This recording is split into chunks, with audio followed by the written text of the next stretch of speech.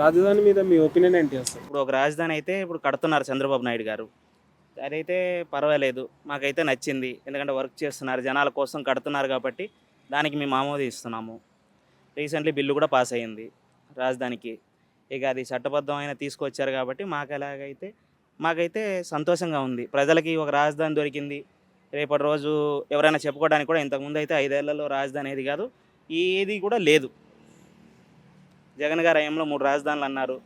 సరే, జనాలు కొంతమంది నమ్మారు, కొంతమంది నమ్మలేదు. ఆయన కూడా ఫస్ట్ రాజధాని కడుతున్నాము, చంద్రబాబు గారు మోదీ గారు వచ్చినప్పుడు కూడా ఆయన ఏమన్నారంటే మేము రాజధానికి మద్దతు ఇస్తున్నాము, రాజధాని ఎక్కడ పెట్టినా మేము కట్టుబడి ఉంటాము అన్నారు. తర్వాత ఎమ్మటనే ఆయన అధికారంలోకి రాగానే మాట మార్చేశారు, 3 రాజధానులు అన్నారు. పరిపాలన వికేంద్ర జరగాలి కానీ మరి జనాలకు నచ్చుతుందా లేదా అని చెప్పేసి అడిగి తెలుసుకొని చేస్తే బాగుంటుందని నా ఉద్దేశం.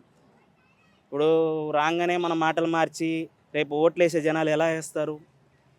జనాలు కూడా నచ్చాలి కదా. ఇప్పుడు ఒక రాజధాని అంటే బాగుంటుంది, 3 రాజధానులు 4 రాజధానులు అంటే ఏం బాగుంటుంది? ఇప్పుడు చంద్రబాబు గారికి మనం ఎంతైనా సరే గర్వపడాలా. ఆయన కట్టిన దాన్ని తీసుకొని ఈయన చెప్పినట్టు వైజాగ్ రాజధాని తీసుకోవాలంటే 2 నిమిషాల పని, సీఎం అవ్వగానే ఆమోదించేసి సొంతంగా పెట్టేస్తే రాజధాని అయిపోద్ది. కరెక్ట్ కాదు కదా. నాకు ఒక బ్రాండ్ ఉండాలి అంటే నేను ఏదో ఒకటి చెయ్యాలి జనాలకి.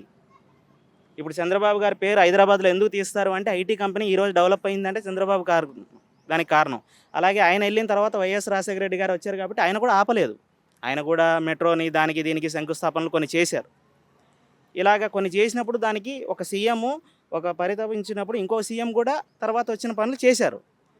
దానికి ఎవరు జనాలు కూడా ఓకే, పని ఆగకుండా జరుగుతుంది కదా, అందరూ కూడా సంతోషంగా ఫీల్ అయ్యారు. ఇలా రాగానే రాజధానులు ఆపేస్తే రేపటి రోజు వాళ్ళ పార్టీకే దెబ్బ కదా. ఇప్పుడు ఎవరైతే అరే వీళ్ళేంది పదే 3 రాజధానులు అంటున్నారు, పదే 3 రాజధానులు అంటున్నారు ఏంటి, మళ్ళీ మనం ఇప్పుడు ఓట్లు వేస్తే మళ్ళీ కన్నా రాజధాని మార్చేస్తే ఎలాగా అన్న దాని మీద ఈ పార్టీకి చాలా మైనస్ అవుతుంది ఇప్పుడు వైసీపీకి. 100 ఏళ్ళైనా రాజధాని పూర్తి అయ్యారని కూడా అంటున్నారు. ఎలాగా, ఎందుకు అనుకుంటారు అలాగా? ఇప్పుడు 100 ఏళ్ళైనా పూర్తి అవ్వదని మీరే ఎందుకు అనుకుంటారు అలాగా? సాక్షాత్తం ఆ శివుడి పేరే అమరావతికి పెట్టారు, అమర్నాథుడి పేరే అమరావతికి పెడితే ఆ శివుడు ఆశీర్వాదం ఉంటే చాలదా? అంతకంటే మించి మనకేం కావాలా చెప్పండి? ఇదేమీ మనం అనుకున్న పెట్టిన పేరు కాదు కదా. పురాణాల్లోనే ఉంది అమరావతి అని, పురాణాల్లోనే చరిత్రలో ఉంది అమరావతి. లేదండి, మావిగాను అవన్నీ మాకు అవసరం లేదు. ప్రజెంట్ అయితే చంద్రబాబు గారు ఆయన పెట్టింది ఏం లేదు అమరావతికి పేరు. అమరావతి పూర్వకాలం నుంచి ఉండింది, ఆ పేరే జనాలకు బాగా నచ్చింది. ఎందుకంటే మనం ఇప్పుడు ఆ పేరు తీయడం కరెక్ట్ కాదు. ఇప్పుడు హైదరాబాద్ రేపు డీట్గా ఉండాలి అంటే అమరావతి అన్న పేరు ఉండాలి. అమరావతి అన్న పేరు ముందుగా అలా జనాలకి అది నామినేట్ అయిపోవాలి. ఈ మావిగన్ను మామిడికాయ అన్నీ మనకు అవసరం లేదండి. ఎందుకంటే ఇదన్నీ పనికొచ్చేది కాదు. ఇప్పుడు అంతగా జగన్ గారికి ఇంట్రెస్ట్ ఉందంటే కడప అన్న పేరు తీసేసి మావిగన్ను అని పెట్టండి, తప్పులేదు. కడప అన్న పేరు తీసేయండి, అక్కడ జనాలు ఏమి ఇష్టపడుతున్నారు లేదో తెలుసుద్ది కదా. కడప తీసేయండి, మావిగన్ను అని పెట్టండి, మీకు ఒక బ్రాండ్ వస్తుంది, కడపకు మంచి పేరు వస్తుంది, రేపు ఇండస్ట్రీస్ వస్తాయి, అది కూడా ఒక రాజధానిగా తయారవుద్ది కదా. తప్పేముంది?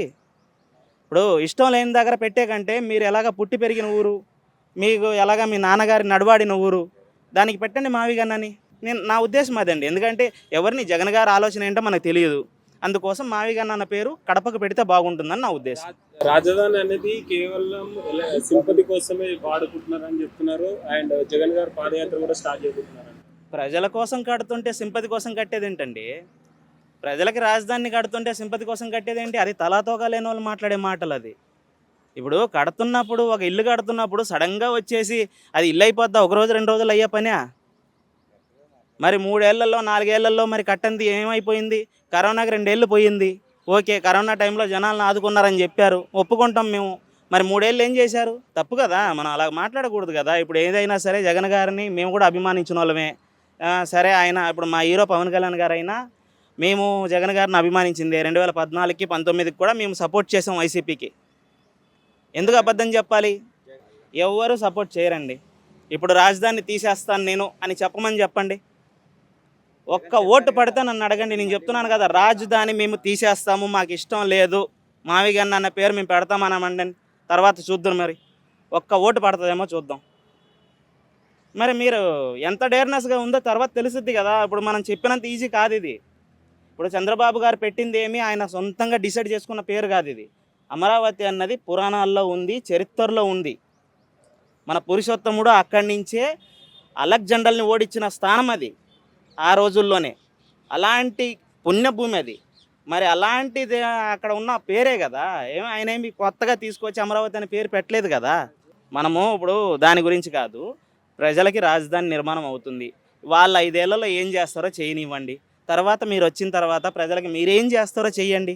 అందరూ కట్టుబడి జనాలకి వాళ్ళు మిమ్మల్ని నమ్మి ఓటు వేస్తే మళ్ళీ మీరు సీఎం అవుతారు. లేదు, ఒకవేళ జనాలకు నచ్చలేదు అంటే మళ్ళీ మీరు అపోజిషన్లోనే ఉండాల్సి వస్తుంది. తప్పులేదు కదా. ఇప్పుడు జనాల ఆలోచన మనం కాదనిలేము. ఈరోజు ఓటు ఇట్టేస్తారు, రేపు ఎట్టేస్తారు. ఈరోజు చంద్రబాబు గారు సీఎం ఉంటారు, రేపు జగన్ గారు సీఎం అవుతారు. లేదు, జగన్ గారు నచ్చలేదు అంటే మళ్ళీ చంద్రబాబు గారు సీఎంగా ఉంటారు.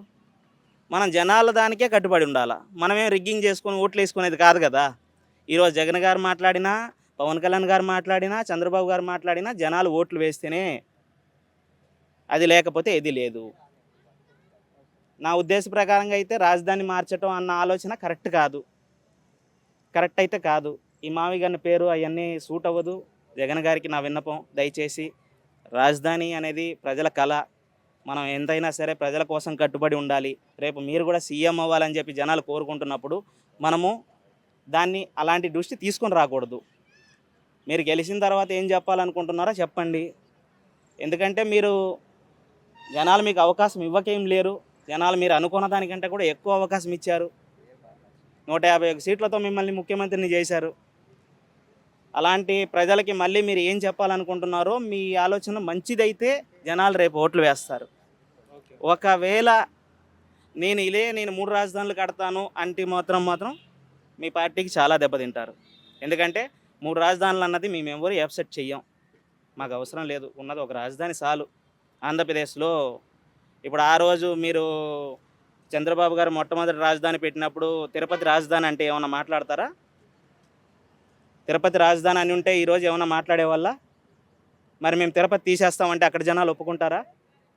ఒక నిర్ణయం జనాల కోసం ఒకటి వాళ్ళు ఆమోదించారు. వాళ్ళు స్వచ్ఛందంగా వచ్చి భూములు ఇచ్చారు. వాళ్ళే సరేలే రేపటి మీ బిడ్డల భవిష్యత్తు కూడా పునాదిలాగా వాళ్ళు కూడా నిలబడ్డారు. ఎవరిస్తారు ఇవాళ రేపు? 1 ఎకరం భూమి ఇవ్వమంటే ఎవరు సక్రంగా ఇవ్వరు. ఒక ఇండస్ట్రీస్ రావాలంటే దానికి ఎంతో కావాలా, ఎవరు ఇవ్వరు కదా. మనం ఎవరిని సపోర్ట్ చేసినా చేయకపోయినా రైతులకు ఆన్సర్ చెప్పాలి. రైతులకు, ఎందుకంటే రైతులు కట్టుబడి మేము ఇన్ని వేల ఎకరాలు మేము ముందుకు వచ్చి ఇచ్చారంటే అది చంద్రబాబు గారి మీద ఉన్న నమ్మకం. నేను చెప్తున్నా, ఎందుకంటే చంద్రబాబు గారు ఇది రాజధాని నేను కడతాను, కొత్తగా కడతానని చెప్పేసి క్రియేటివిటీ చేస్తున్నాడు కాబట్టి ఆయనకి ఆయన సొంత ఆలోచనతో తీసుకువెళ్తున్నాడు. ఒక రాజధాని కట్టి జనాలకు అందించాలనుకుంటున్నాడు. ఏదో కట్టిన దాన్ని 4 బిల్డింగ్లు ఉన్నదాన్ని నేను తీసుకొచ్చి రాజధాని అని చెప్పేసి మిమ్మల్ని మభ్య పెట్టాలని చెప్పేసి అనుకోవట్లేదు కదా.